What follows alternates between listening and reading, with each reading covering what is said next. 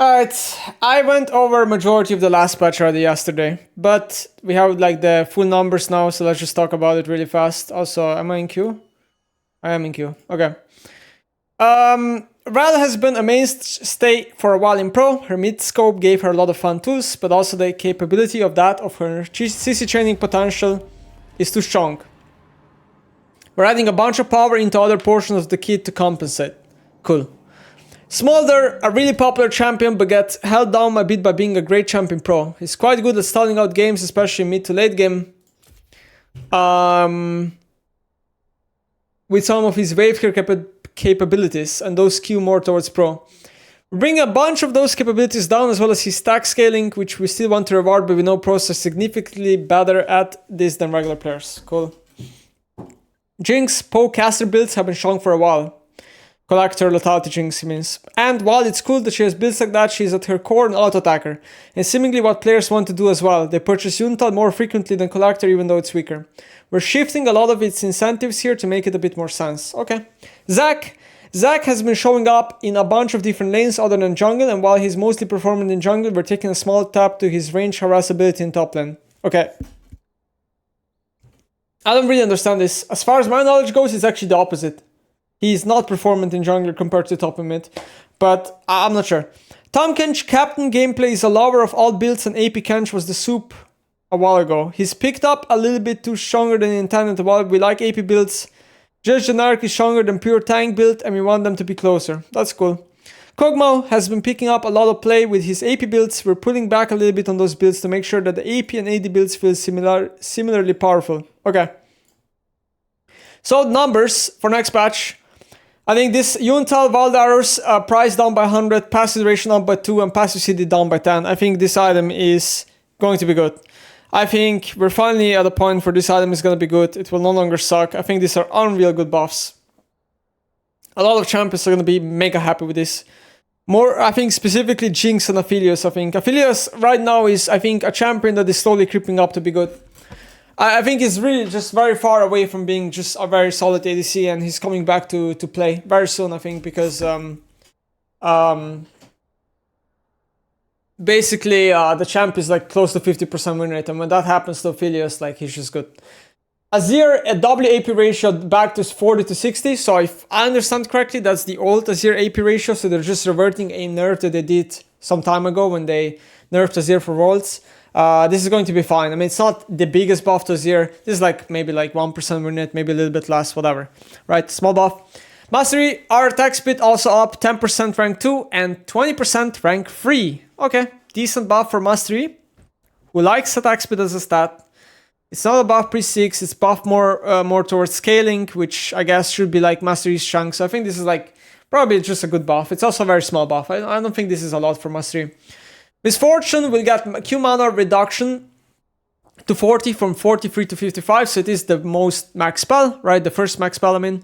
Does she build Assa's River still? Because I don't know. If she builds Assa's River, then this doesn't really do anything until, I guess, only does something in early game, right? So, I mean, it's a very small buff to Misfortune. I don't think this is going to help Misfortune a lot. I don't think this is enough to, like, make her come back, but I guess bigger buff to like full lethality Misfortune builds, right? Ramos, QCD, 16 to 6 to 12 to 6. Okay, I think this buff is big, really big for Ramos. Obviously, Ramos is gonna dominate low elo. I don't think he's really making a comeback that much in high elo, but goddamn, 4 seconds off on an ability that you max last. This is even huge for top lane Ramos. I mean, Boss is really gonna like this buff. I think very big buff for Ramos. This is really, really big. Rengar, our bonus damage 50 total 80 to 100 total 80. Our armor strat 12, 18, 24 to 15, 20, 25. What the fuck? That's a lot of damage to Rengar. Yes, R is very single target, and yes, R, he doesn't like cast it all the time, but you have some counterplay, right? Like certain champs can maybe like cancel Rengar mid-R for the R to not really take effect here, but I still think this is a pretty big buff to Rengar. I mean, goddamn, Rengar R, if you're a squishy character, now he's gonna one-shot you even faster, I guess. Scared. I'm scared of this buff. I'm really scared. Nerfs. So this is probably the more important part of the patch. Yomu's ranged only, out of combat move speed to 10, active duration down by 2. So they're nerfing the utility portion of Yomu's. Yomu's is an item that a lot of range champions abuse, especially AD carries. But right now, a jungler I think that is using Yomu's really well is Graves, right? So this is like a Graves nerf indirectly. Graves is slowly like kind of making himself be the best jungler in solo queue, pretty much. So I would say Graves is a bit unhappy and certain ADCs that are trying to go into these lethality builds, but I think a lot of ADCs are going to be fine just building Yuntal or Collector or other stuff, right? Hubris even. Collector, 50 price up. I think this is not the end of the world. I think Collector, 50 more gold is not that big of a nerf. I think item will still be very good. Caitlyn, our bonus AD ratio 150 to 100. Yes, it is a Caitlyn nerf. Yes, in some cases your R does matter. So like a nerf like this will make you, not get a kill or make you get less poke damage in. But ultimately, I don't think this is the end of Caitlyn. Caitlyn is still really strong with just auto attacks and Qs and Ws and Es. And ultimate is not that big portion of her gameplay. So I think Caitlyn will be fine. Kha'Zix, armor 36 to 32. Evolve W, isolated slow 75 to 60. Wow, what the fuck is that nerf? Okay. So the armor nerf does matter a lot. Obviously 4 flat armor for a champion like that. That's also going to probably make him less healthy on the clear, especially in first clear, which Kha'Zix struggles a lot with, right? But remember how Riot has been nerfing armor of champions the last few patches because they want like assassins to also get better. That's like another way of viewing it, right? And also Evolve W isolated slow. I mean, this is such a big nerf for high-elo Kha'Zix because high-elo Kha'Zix has this playstyle of just like stacking CDR, Cleaver, Sojin, spamming W, right? And when your W is just that much weaker utility-wise, 15% slow is a lot here. Especially because some champions can run like Sweetness Boots and there's Drakes in the game, like Cloud Drakes and stuff like that, right? I think it's really, I'm really shocked that they're actually even touching this ability because this is like kind of what makes Kha'Zix be viable at high-elo. Kog'Maw, Q-Shrat, 2331 to 1632. So a big nerf early game. Rank 5, it's fine. Kog'Maw ADC maxes this second, right? Kog'Maw AP mid maxes this second as well, I guess. So I guess it doesn't really change whether it's AD or AP Kog'Maw. Rank 5 is actually going to be a little bit better, but it's still a nerf to the ability. E damage, this is the big nerf here. E damage down by 5 to 25 and down by 5% AP ratio. So that's pretty big nerf, especially for AP Kog'Maw, who will obviously max this first and who will, relies on this ability to do damage. AD Kog'Maw is not really unhappy here that much because these nerfs are not that big for AD Kog'Maw as they are for AP, I think, especially the E nerf.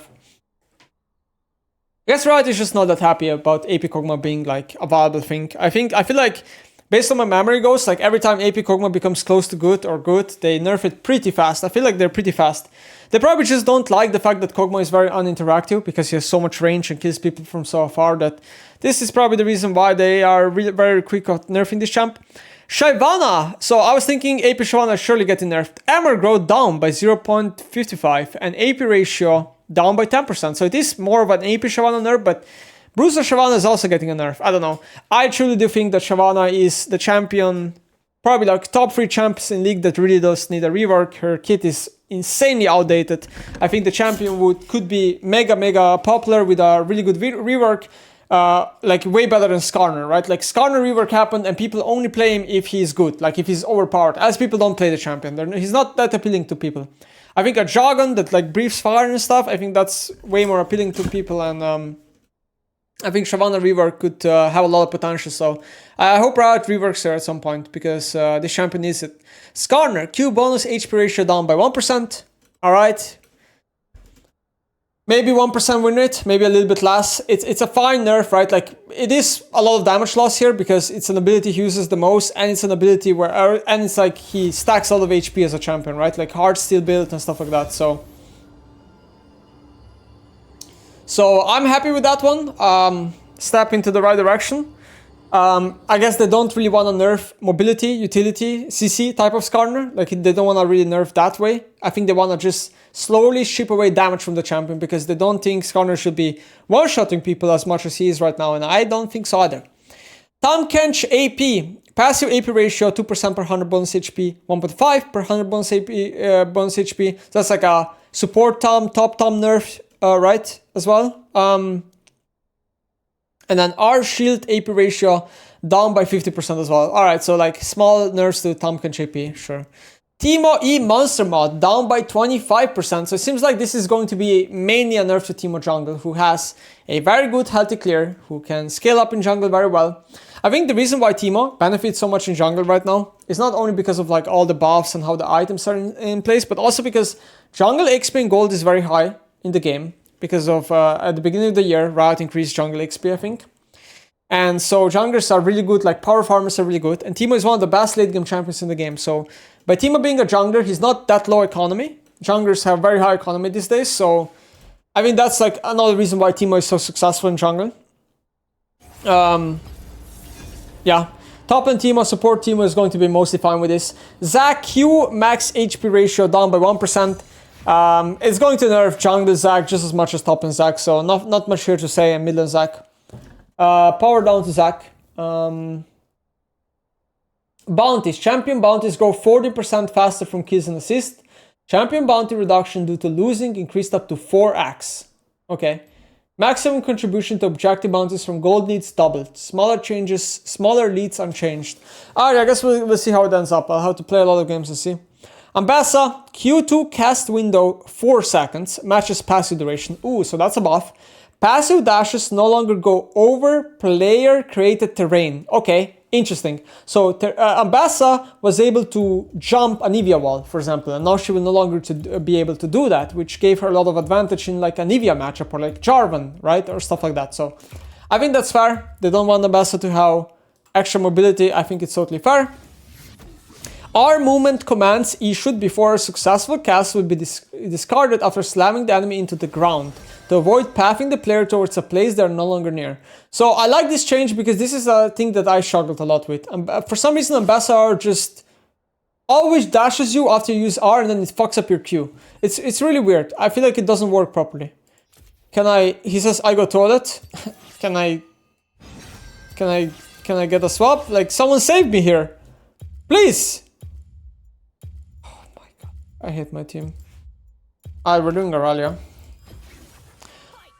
I'm gonna run down my team. Alright, Aurora. So I already talked about Aurora. You should watch my previous patch video on YouTube. I already talked about it. Jinx, AD growth 2.9, 3.25, W total AD ratio down by 20%. So this is gonna be really good. This is gonna be really good. I really like this change. I think Riot is doing a phenomenal job here. Yes, Jinx should be an auto-attacker, not a spellcaster. Jinx totality builds are not okay, regardless of how you feel. This should not be Jinx's primary identity. So this is good change. Rel, also talked about it in the last patch preview, and Smolder, not much to say. I think I went over it as well. W looks really good on Smolder. Q, like, just, yeah, stacks are going to be way less important. Gold is going to be more important. So I think it's going to be more bot lane skewed, worse probably on mid lane and top lane. And probably also a lot worse in pro, because like Waveclear is getting reduced, and you know he will have a harder time getting bailed out of matchups with R one-shotting wave and stuff like that. That's the patch. Very small patch in a way.